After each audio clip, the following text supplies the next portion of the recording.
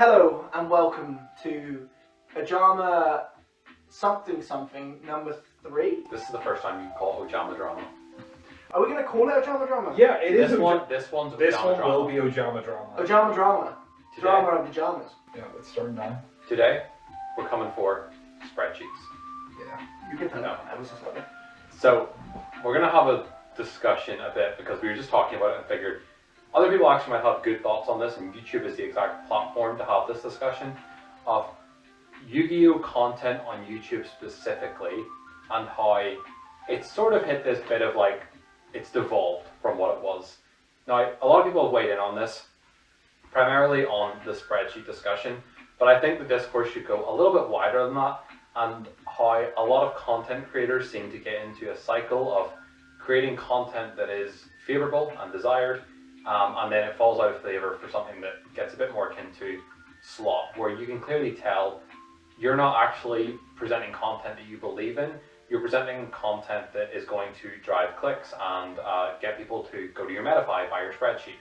Things like that, where we understand, you know, hustle culture, you want to make some money off YouTube, and to do that, maybe the best way is to provide paywalls through Metafy, provide spreadsheets, and clickbait your content a bit. It just feels bad knowing there's like a repetitive cycle of players doing this.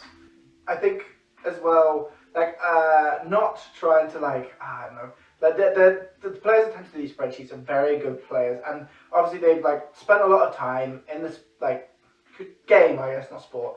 They spend a lot of time in this game, and they're trying to like find a way to like earn themselves a bit of money, and a lot of them are trying to become streamers, and they're trying to get professional, like make this like their day job, their go-to. And I don't want to like poop on that at all. I completely understand why they're trying to do it, but at the same time, I think sometimes it's just a wee bit extreme the way they're doing it. I don't really want to name drop, but there's a fair few obvious examples. I don't know if you two want to name drop. I will name and shame Well, on site here. Here's a really recent example from anyone that's subscribed to DB Grinder's channel. DB Grinder recently did a review of Julian Kahn's masterclass for Vanquish Soul King. He obviously played this deck, and he plays it incredibly well. He took it to Worlds and played incredibly, seeing success. The deck's obviously now been neutered on a ban list. The deck doesn't perform the same way it does. The combos that you expect to be good post-Inner Dimensions and in a masterclass are fundamentally not the same because the deck list has to change to reflect the ban list. A big prominent play people would talk about is you use K9 bodies post-Inner Dimensions to make Saryuya, and then you have a really high statistical chance to draw into a Vanquish Soul card. Yeah. Particularly a reason that you summon off your Saryuya and then you get Vanquish Soul combo from K9 cards. Cool in theory. Now that Raisins disappeared to one copy, the odds of that happening are pretty low. The odds of hitting like the right things you need are just significantly lower. But obviously there's a culture sort of cultivating those players and protecting one another. Well, yeah, he discounted it by like 10% or something. Really, it's from $50 to $40 for a spreadsheet on a deck which is not particularly playable, despite what Trip might say. Realistically, I couldn't see myself say, like, once that ban list dropped, maybe you leave it up for a day or two because you don't have time to take it down. But realistically, it's almost like you run in a grocery store, you've got fruits and veg, and the date's off. You've literally got a use by date in your product, and you should probably take it off the shelf.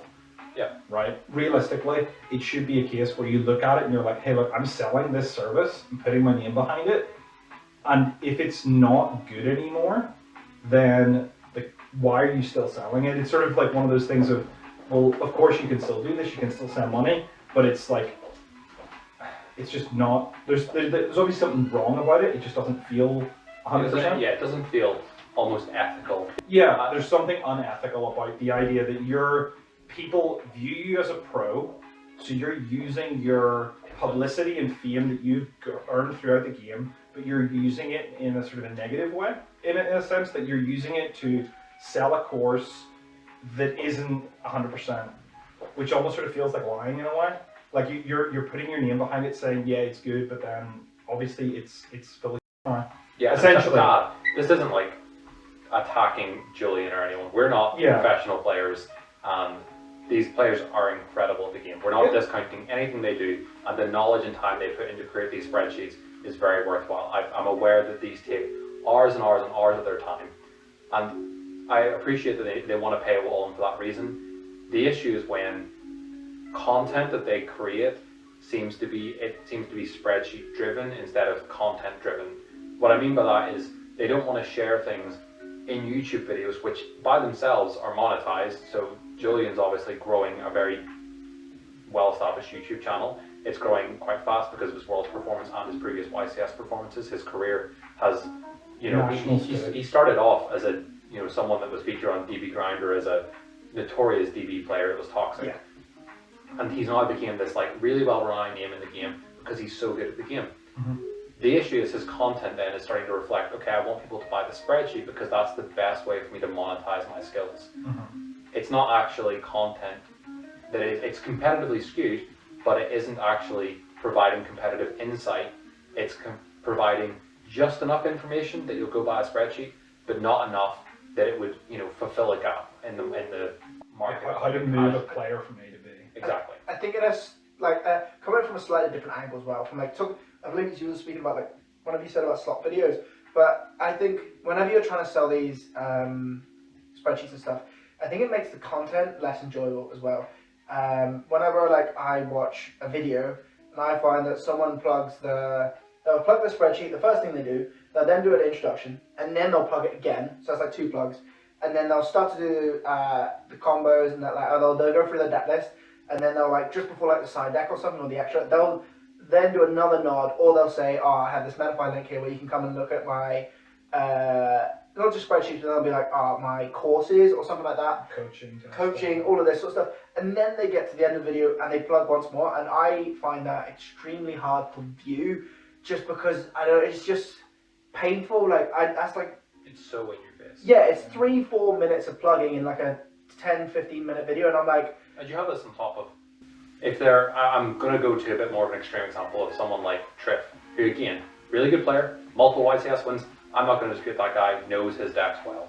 And I'm sure they provide a lot of value in his like the actual courses you buy from him. But he's also sponsored by Team Samurai X1 and their sponsors. Yeah. So they have these plugs for their own courses. But then they also have their actual sponsored commitments that they have to make like during the video. Almost more than half the video is just sponsorships, and you're like, oh, okay. Can I get the un-ad video, please? Which is like probably like 5 minutes. Here's the profile. This is the comments of the matches. If you're watching this on YouTube, you already watched 2 ads to get to the video, and you might have a mid-roll ad and a 10-minute deck profile. Yeah, no, you're getting this this overkill. But I think to bring it on to something else, I think part of the problem is there's so much content out there for Yu-Gi-Oh information. So you'll see lots of tier lists, lots of hand trap guides, and there are some channels that do a really good job. I think MST.tv is usually quite good in terms of like hand trap guides. It's not always 100%, but usually it's like that's a reasonably good one. But you'll look at different channels that are maybe not as good, and you're like, oh, okay, right, well that's actually wrong. That's not quite right, and that definitely doesn't work because of X, Y, and Z. And when you see the sea of content in terms of like Yu-Gi-Oh competitive content, you'll see like a whole window of different bits and pieces where you'll have parts where it's like they'll just say stuff that's wrong, and it's frustrating to watch it and just be like, oh cool, this is a waste of time, bye bye. Well, it's where it hits. Competitive content's naturally skewed to a level of what is your level of competitive play. Yeah. YCS topping and YCS consistently performing players will have their views of the game, and then players that make day 2 will have a view of the game, and then players that make X3 at round 4, they'll have a view of the game. And everyone's entitled to share it, obviously, however they want on YouTube. Where I think Yu-Gi-Oh! YouTube's issue is obviously one thing can be sort of geared towards competitive, but there's no accolades or justification on why this is competitive. Sure. And there's quite a lot of I'm just going to say there's a bit of like cult nature around competitive players where a lot of them will bundle in the same regard and want to hide information. A good example might just be like deck choice and events. Is this like the bomber stuff whenever it's like, what was it like with the Yeah, pack with spreadsheet? Malice, where Pac had made a spreadsheet for a Malice guide, but the list that he played, so they had a list and it included playing both Malice traps in the main deck, but whenever the event was then played by competitive players who were testing with Pac Circle and Pac himself, they played a list that only played It didn't play 06 in the main, it Yeah, played just it in the played side.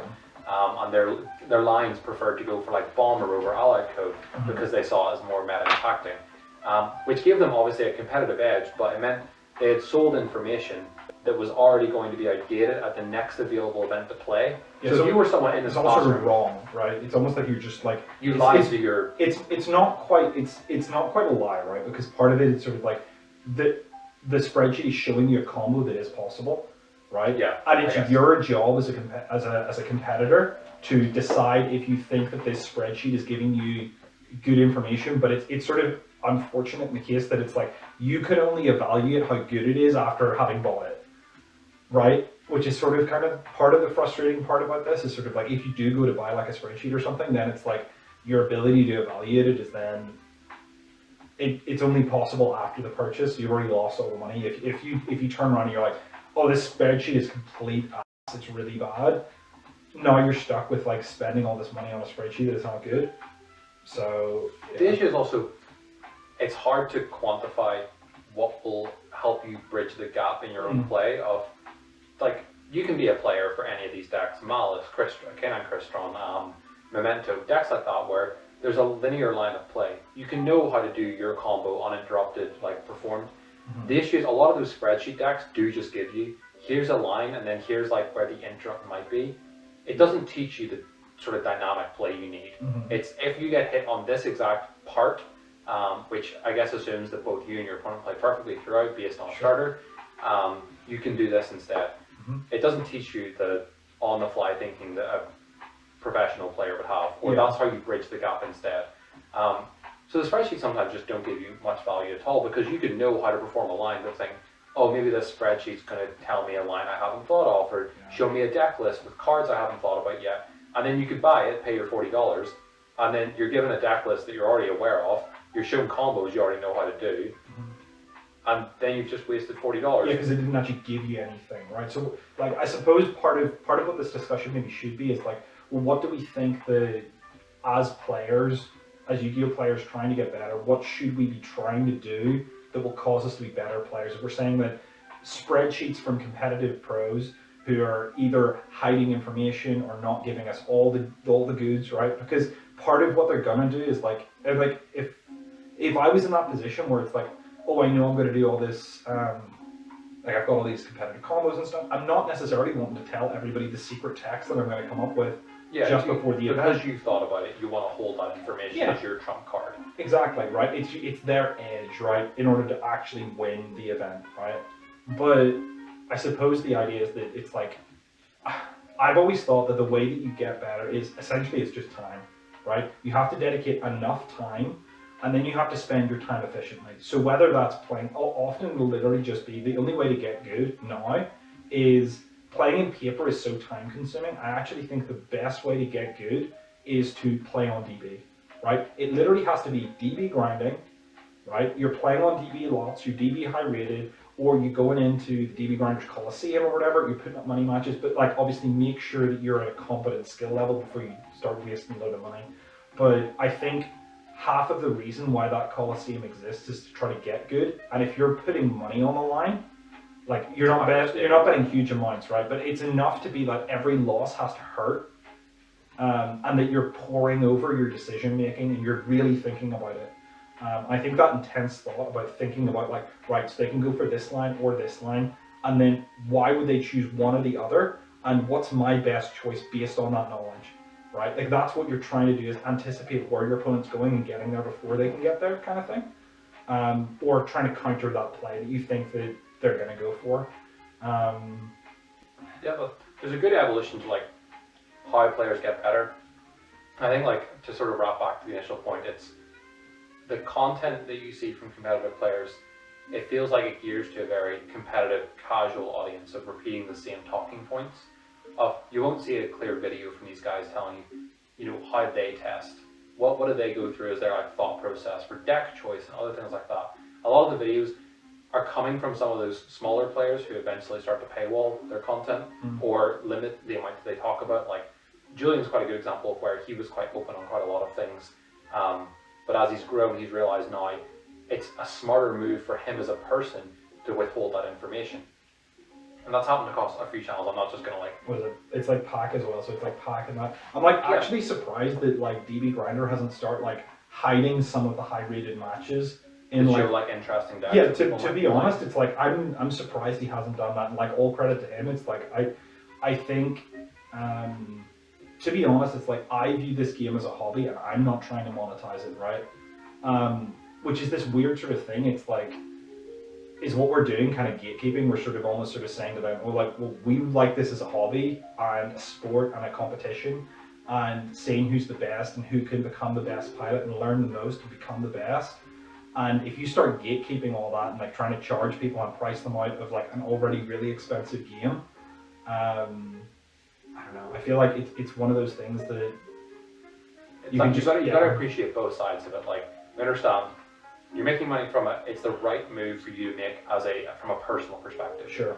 The question is, does it help Does it help like the communities? Does it help grow the game from its like current point? I'll take like Triff in a different light is a really positive thing for the community. Julian as well, actually. Julian did great at this at Worlds. He played the crowd incredibly. Yeah. He was super active. He was getting people pumped up. Triff's the same. He shouts like, you know, a lot of people are polarized on it, whether you love it or hate it. But they're loud. They're bringing attention to the game in a good way. Yeah. What I think is just I want the YouTube content to also reflect that. I want them to have a bit less snob.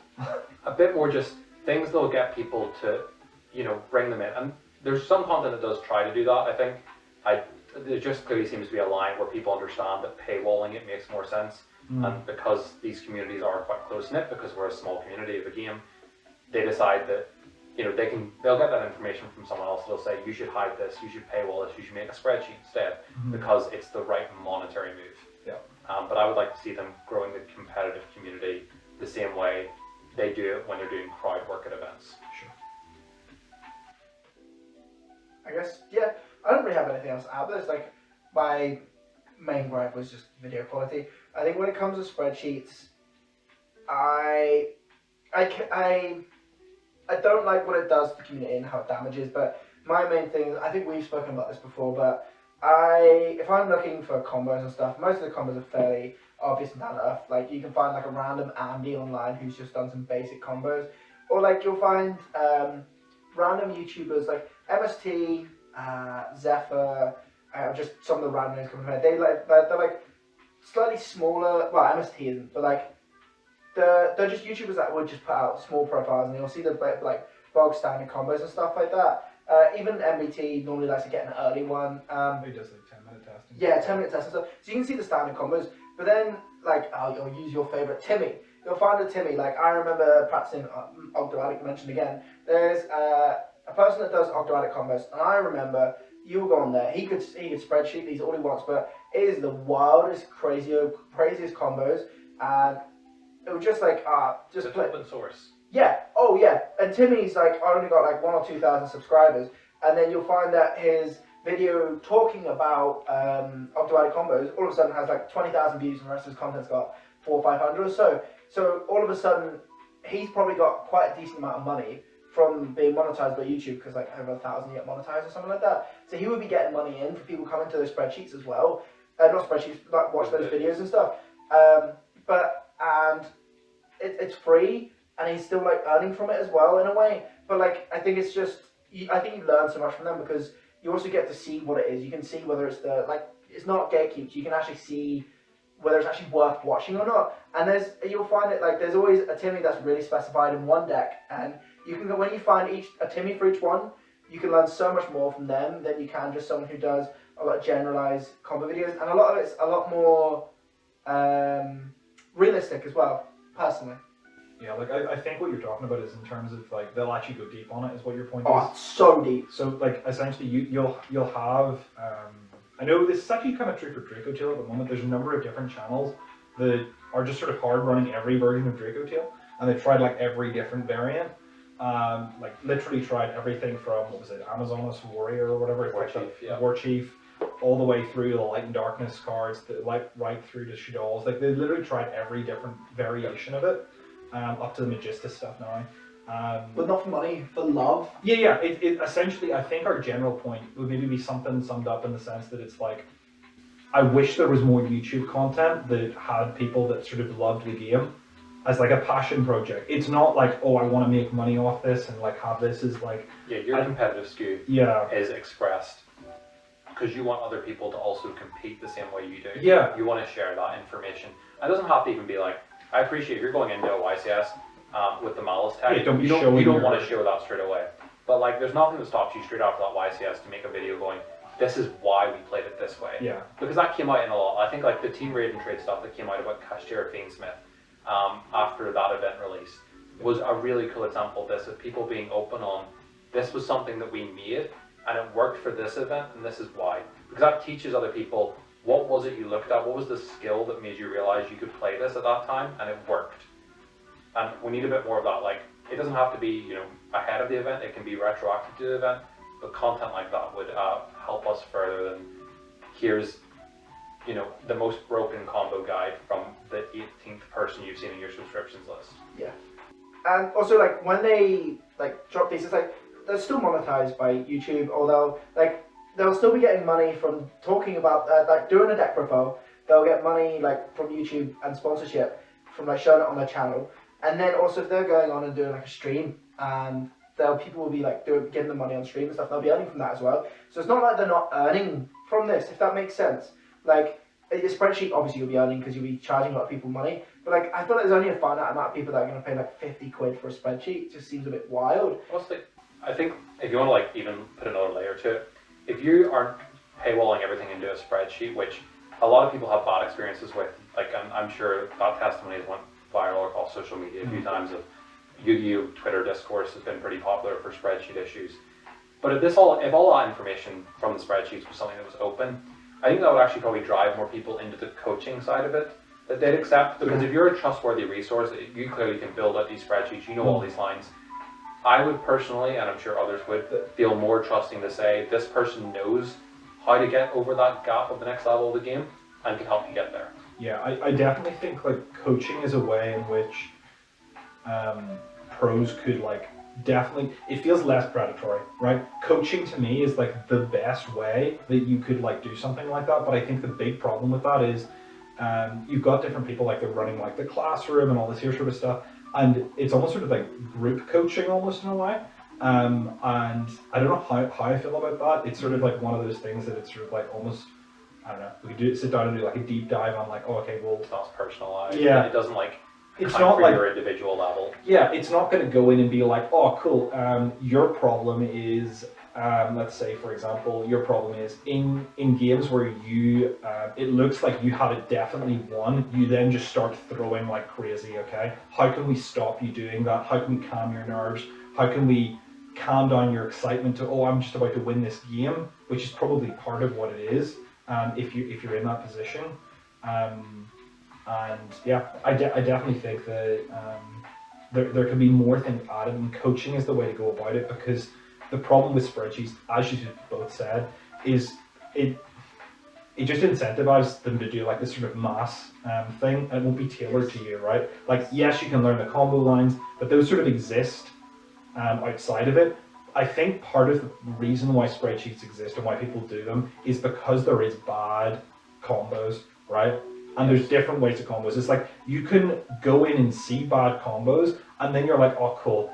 I have to trust that this is good, and I've paid money to this, so it's probably good. This person has a whole load of tops. They're going to make a good spreadsheet.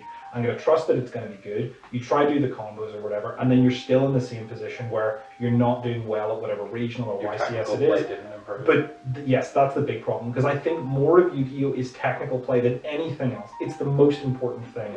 It's the understanding of remembering your triggers, not forgetting about important sequencing that matters, and then understanding game state and who's in an advantageous position, what needs to be sequenced in what way, and then different like chain blocking things or whatever. Yeah, and then I think as well, I guess it's my kind of closing point from myself would be, I think if you're really open about your spreadsheets and you're like showing us, and then you actually show us like all the good stuff, and it's not just the random guff, and it's really detailed and we enjoy it, you're not holding anything back from the community. Whereas from a coaching point of view, if you're doing like one-on-one sessions, you can put your coaching prices as high as you want, because you're not gatekeeping anything. You're not keeping things away from people. You're just saying, this is my services, I'm willing to coach you. Like, I could charge 100 quid, and... You could also monetize it. You could literally be like, as part of your coaching thing, you're like, oh cool, and if you get coached by me, I'm going to record this session and put it on YouTube. Yeah, but like, you can put as much as you want. You're not gatekeeping anything then. You're assisting people getting further, so it feels like it helps the community more, because you're still going to be profiting. I'm not saying you should put yours up to 100 quid, you put it at whatever you want, but I feel like if you want the community to grow and build that trust with you when you're showing off your spreadsheet and they're seeing it's not just guff, they're more inclined to come and be coached by you, if that makes sense. So that's kind of like my closing remark, really. Yeah, the last closing remark is subscribe to our Metafy down below. Callum has topped a regional of 60 people, so we're pretty much authorities on this topic. Ojama Chainburn, that's what we're bringing back. Ojama Chainburn's back, baby. I'll make one last point at the end, which is, I think you can have a certain level of like high competitive play that'll exist, but you'll still have the constant problem of not everyone has the life flexibility to be able to go to all these YCSs and spend the infinite time it takes to like to top all of the events, right? So part of topping is having the skill, having the time and dedication, and then also having the life flexibility in your own personal life to be able to actually attend and do well at YCSs, right? So I feel like that's something that needs to be added into that, and it's one of those weird things where it's sort of like, oh, right, you can get like coaching that'll make you better, but will it just make you better for one event, or will it make you better as a player, like as a whole player? Will it teach you more about like rulings and conjunctions, about like how to sequence and different like technical aspects that really matter for the long term of the game and will continue to matter into the future? Yeah, like shout out to the videos Nash has made a few times on like game states and finding lethal. Yeah. On like just retrospective DB games where he's like, oh, here's a video. I f***ed this in a tournament, but here's how I could have won in way less steps. Yeah, no, I definitely think like Nash is like on fire with content. I've never had a problem with his stuff. I also think Coder's videos, especially his judge stuff, is like phenomenal. It's like, honestly, it's almost so good I think Konami should like recut it, stick their logo on it, and just have him do the thing, right? It is so good. But yeah, anything else? Everyone happy? I was just gonna end it there. No. Hopefully content on Yu-Gi-Oh! Like Yu-Gi-Oh! Related content gets a bit better so the competitive scene improves. Yeah. No, people need to start commenting slop under stuff. Comment slop. Comment slop if you see slop. If you see lots of ad rolls, it's slop. So there you go, folks. Don't forget to like, comment, subscribe, check out our spreadsheets down below. 100 quid per sheet. Yeah, we've got Snake Eyes Yummy combos. It's the new tier 0 meta threat. There's also what else got on band that we need to... Plant Synchro. Plant Synchro's back, baby. I don't know. Naturia. Make Naturia great again. Oh, that's a problem. Cut the video. Cut the video there.